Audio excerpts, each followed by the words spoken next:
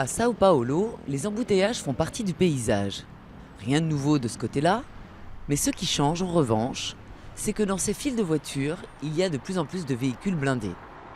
La peur des balles perdues ou des attaques à main armée pousse les Brésiliens à se protéger, comme Mauricio, un jeune avocat qui ne jure plus que par ce modèle depuis qu'il s'est fait braquer à un feu rouge. Dans toute grande ville, la violence n'est jamais loin. Vous pouvez perdre la vie lors d'une simple agression.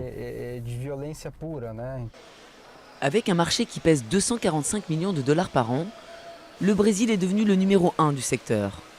Des ateliers comme celui-ci transforment les voitures neuves en véhicules capables de résister à des balles de petit calibre. Coût de l'opération, 13 000 €.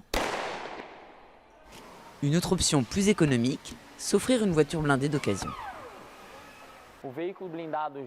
Le prix d'une voiture blindée d'occasion baisse rapidement. Donc les classes moyennes et même plus basses peuvent accéder au même niveau de protection et de sécurité. Mais ça reste encore trop cher pour nombre d'automobilistes dans un pays qui compte 12 millions de chômeurs. Les 3/4 des blindages sont réalisés ici, à São Paulo, l'état le plus riche, mais aussi celui où le taux d'homicide est le plus bas. A l'inverse, dans les états les plus dangereux, au nord-est du pays, peu d'automobilistes ont les moyens de s'équiper.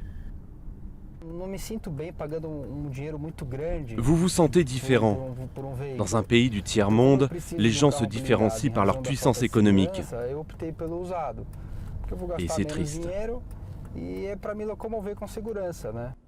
Réputé pour être l'un des pays les plus violents au monde, le Brésil a battu l'an dernier un triste record avec près de 64 000 homicides, soit 7 personnes tuées par heure.